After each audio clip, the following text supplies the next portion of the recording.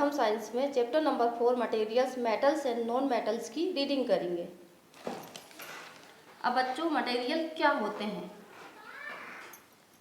जो भी चीज़ें हमारे आसपास होती हैं, जिन्हें हम देख सकते हैं और जो जगह घेरती है, उन्हें हम मटेरियल कहते हैं। मटेरियल मैटर शब्द से बना हुआ है।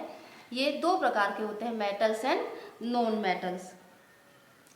You are familiar with a number of materials like iron, aluminum, copper, etc. Some materials have been given in table 4.1. आप बहुत सारे मटेरियल्स को जानते होंगे, जैसे आयरन, एल्युमिनियम, कॉपर। इनमें से कई मटेरियल 4.1 में हमें टेबल में दिखाए गए हैं।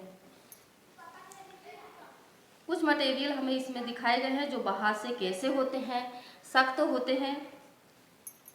आयरन कैसे होता है? शाइनी होता है और वेरी हार्ड होता है। कोल डल होता है, नॉट वेरी हार्ड। सल्फर डल होता है और नॉट वेरी हार्ड। एल्युमिनियम कैसा होता है? शाइनी, मतलब चमकदार होता है और वेरी हार्ड होता है। कॉपर शाइनी होता है और वेरी हार्ड होता है। तो बच्चों, यहाँ पर 5 मटेरियल्स बताए गए हैं, जिनमें से 3 आयरन, एल्युमिनियम, कॉपर जो है शाइनी है और वेरी हार्ड है, और 2 बताए गए हैं, कोल है, सल्फर है, वह डल है और वेरी हार्ड नहीं है। तो बच्चों, जो शाइनी है और वेरी हार्ड है वह क्या है? मेटल्स हैं, और जो डल है और वेरी हार्ड नहीं है वह नॉन मेटल्स हैं।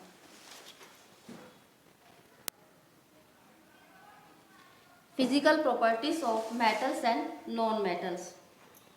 Have you ever seen a blacksmith beating an iron piece or an article made up of iron like a spade, a saw, an axe?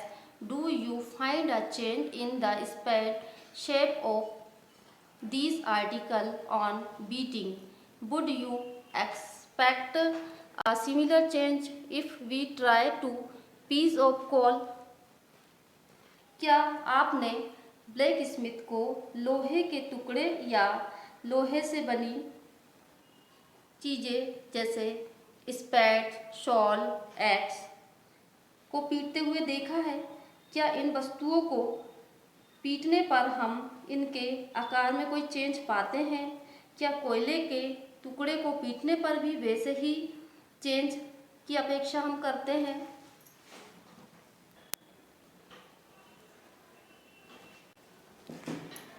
You saw that the shape of the iron nail and the aluminum wire changed on beating. If they were beaten harder, these could be changed into sheets. You might be familiar with silver foil used for decorating sweets. You must also be familiar with the aluminum foil used for wrapping food. मतलब आपने देखा होगा कि लोहे की कील और aluminium के वायर को जब हम बीट करते हैं तो उनके आकार में चेंज हो जाता है। यदि उन्हें तेज़ी से बीट किया जाए तो वह पतले पतले शीट के रूप में चेंज हो जाती है, और इसका उपयोग मिठाइयों को सजाने के लिए, चांदी के वर्क का भी उपयोग किया जाता है, और एल्युमिनियम की जो पन्नी होती है वह भोजन को पैक करने में भी इनका उपयोग किया जाता है।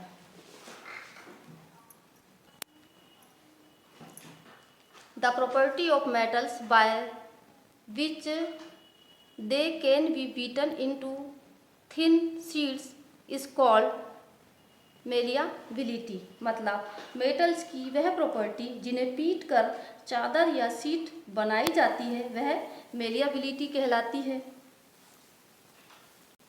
The property of metal by which it can be drawn into wires is called ductility। मतलब मेटल्स की वह प्रॉपर्टी जिन्हें खींचकर वायर में बदल दिया जाता है उन्हें हम डक्टिबिलिटी कहते हैं। बच्चों, अब हम इसके ट्रू और फॉल्स करेंगे। Which of the following can be beaten into thin sheets? Zinc, phosphorus, sulphur, oxygen. तो बच्चों इसमें आएगा zinc. Which of the following statements is correct?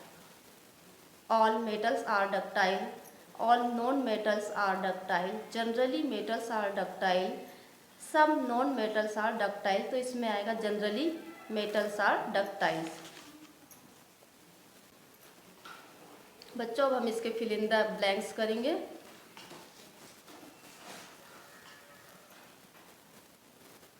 Phosphorus is a very reactive, इसमें आएगा रिएक्टिव नॉन मेटल। सेकेंड वाला देखेंगे, metals are, इसमें आएगा good conductors of heat and electricity. Third वाला देखेंगे, आयरन इज, इसमें आएगा more reactive than copper. Fourth वाला करेंगे, metals react with acid to produce hydrogen. बच्चों इसमें आएगा हाइड्रोजन गैस। अब इसके ट्रू और फॉल्स करेंगे। फर्स्ट वाला देखेंगे, generally non metals react with acids, इसमें आएगा false. Sodium is a very reactive metal, इसमें आएगा true. Copper displaces zinc from zinc sulphate solution, इसमें आएगा फॉल्स। फोर्थ वाला देखेंगे, coal can be drawn into wires, इसमें आएगा फॉल्स। बच्चों अब इसके हम मैच द कॉलम देखेंगे। कॉलम ए से कॉलम बी को मैच करना है। तो देखिए, गोल्ड, गोल्ड का होगा ज्वेलरी। आयरन, आयरन का होगा मशीनरी। एल्युमिनियम, एल्युमिनियम का होगा रैपिंग फूड। कार्बन, कार्बन का होगा फ्यूल। कॉपर, कॉपर का होगा इलेक्ट्रिक वायर। मरकरी, मरकरी का होगा थर्मामीटर।